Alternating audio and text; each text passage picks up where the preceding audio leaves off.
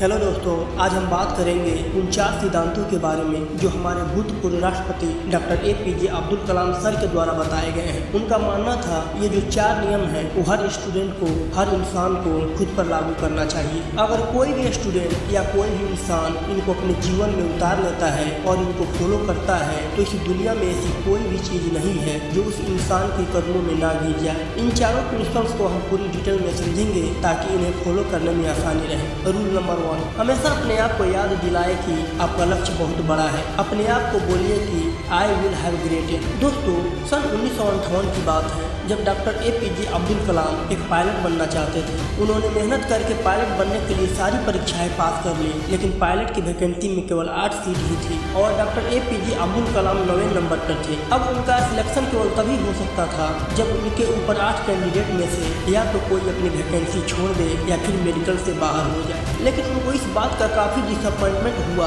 कि उनका सिर्फ एक रैंक की वजह से वो सिलेक्शन से बाहर हो गए। लेकिन उन्होंने ये स्वीकार किया कि मैं निराश जरूर हुआ था, लेकिन निराशा कभी मुझे हरा नहीं सकी। उन्होंने ठान लिया था कि भले ही पायलट बनके एयरक्राफ्ट ना उड़ा सकूं, लेकिन एक इंजीनियर बनके, एक साइंटिस्ट बनके मैं एयरक्राफ्ट जरूर बना सकता हूँ, मिसाइल बना सकता हूँ, रॉकेट बना सकता हूँ। और दोस्तों, ये तो किसी को नहीं पता कि अगर डॉक्टर APJ अब्दुल कलाम पायलट बनते तो कहाँ तक पहुँच पाते, लेकिन उन्होंने इस बात को जरूर साबित किया कि अगर वो पायलट नहीं बन पाए तो उन्होंने रॉकेट और मिसाइल जरूर बना दिए। और भले ही वो इंडियन एयरक्राफ्ट के पायलट नहीं बन पाए, लेकिन राष्ट्रपति जरूर बने, जो कि तीनों सेनाओं के कमांडर इन चीफ होते हैं और तीनों सेनाओं में आर्मी, नेवी और एयर फोर्स भी होती है। दोस्तों, इनका कहा गया रूल नंबर 1, हमेशा अपने आप को बोलिए कि I will have great aim, मैं अपना लक्ष्य ऊंचा रखूंगा। ये प्रॉमिस हमेशा अपने आप को याद दिलाते रहे। रूल नंबर 2, दोस्तों, यह रूल कहता है कि I will continuously acquire knowledge, यानी कि मैं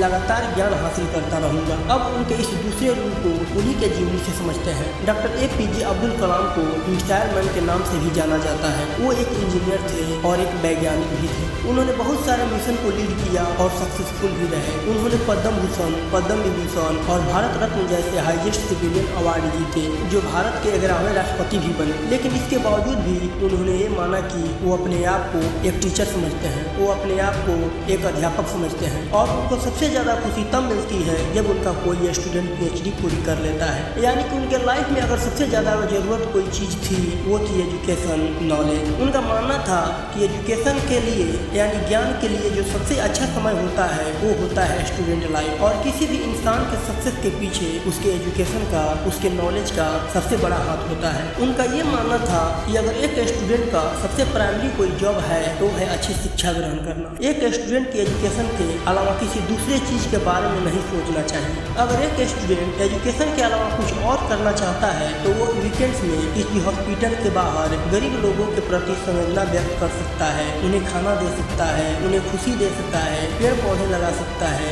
दूसरे लोगों की शिक्षा दे सकता है। लेकिन इन सब कामों के बावजूद भी एक स्टूडेंट के लिए केवल नॉलेज हासिल करना ही सबसे पहली प्राथमिकता होनी चाहिए। यानी कि आपको हमेशा अपने आप को ये याद दिलाना है कि चाहे कुछ भी हो, सीखना नहीं छोड़ूंगा। Rule number 3, doctor APJ Abdul Kalam का तीसरा नियम था कि अपने आप से हमेशा ये प्रॉमिस करें कि मैं हमेशा हार्ड वर्क करता रहूंगा, यानी I will do hard work. दोस्तों, 1973 की बात है। विक्रम साराभाई अंतरिक्ष के अंदर के चेयरमैन प्रोफेसर सतीश धवन ने डॉक्टर APJ अब्दुल कलाम से कहा कि हमें एक सैटेलाइट लॉन्च व्हीकल बनाना है, यानी कि एक ऐसा रॉकेट जिसमें हम सैटेलाइट रख करके उसको हम अंतरिक्ष में भेज सके। डॉक्टर APJ अब्दुल कलाम ने इस काम को पूरी जिम्मेवारी के साथ स्वीकार किया। वो इस मिशन व प्रोजेक्ट के डायरेक्टर थे, यानी कि पूरी टीम को उनके नीचे काम करना था। उनके नीचे 1000 से ज्यादा दूसरे इंजीनियर थे और करीब 10,000 वर्कर थे। इनके अलावा भी ऐसे कई सारे लोग थे जो इनडायरेक्टली इस मिशन में जुड़े हुए थे। इतनी बड़ी टीम को 6 साल का समय लगा। प्रोजेक्ट शुरू करने से लेकर लॉन्च के दिन तक 17 अगस्त 1979 इस तारीख को सैटेलाइट लॉन्चर का टेस्ट होना था। लॉन्च के 8 मिनट पहले सारा कंट्रोल कंप्यूटर के हाथों में दे दिया गया, लेकिन उसी वक्त एक चेतावनी आई कि लॉन्चिंग में कुछ प्रॉब्लम है। लॉन्च के ठीक 4 मिनट पहले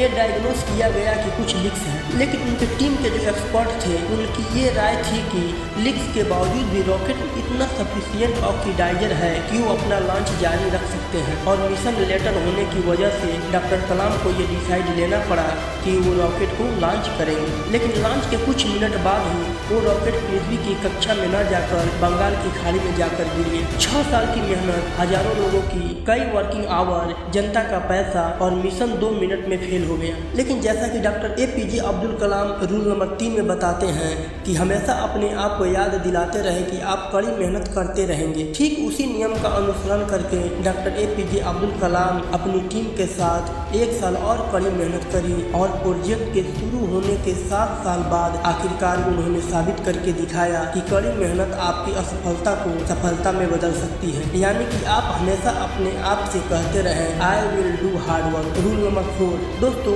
जो कहानी मैंने रूल नंबर 3 में बताई जिसमें 7 साल बाद जाकर मिशन सफल हुआ, वहीं से निकल कर आता है रूल नंबर 4, यानी कि हमेशा अपने आप को ये याद दिलाते रहे कि I will persevere and succeed, यानी कि लगातार काम करना। हम जो मेहनत कर रहे हैं उस मेहनत को लगातार करते रहें, चाहे कितनी भी मुसीबत आए, कॉन्स्टेंटली आगे बढ़ते रहना, अपने शब्द पे और अपने वचनों पे कायम रहना। किसी में इतनी हिम्मत ना हो कि आपके हौसलों को कम कर सके। हम में से ऐसे कई सारे लोग हैं जिनकी आंखों में कुछ सपना है, जो कुछ लोग करना चाहते हैं, वो काम करना शुरू करते हैं अपने सपनों पर, लेकिन समय बीतने के साथ साथ उनकी विल पावर कम होती जाती है। दोस्तों, आपको किसी भी कीमत पे अपने हौसलों को नहीं टूटने देना है। डॉक्टर APJ अब्दुल कलाम का मानना था कि आप तब तक अपनी जिद ना छोड़िए जब तक आप अपने लक्ष्य तक नहीं पहुंच पाते। और आपका लक्ष्य है आपकी यूनिकनेस, आपका सबसे अलग होना, आपका पहचान सबसे अलग होना। और आपके इस यूनिक बनने के सफर में आपकी मुसीबतों का सबसे अहम रोल होता है।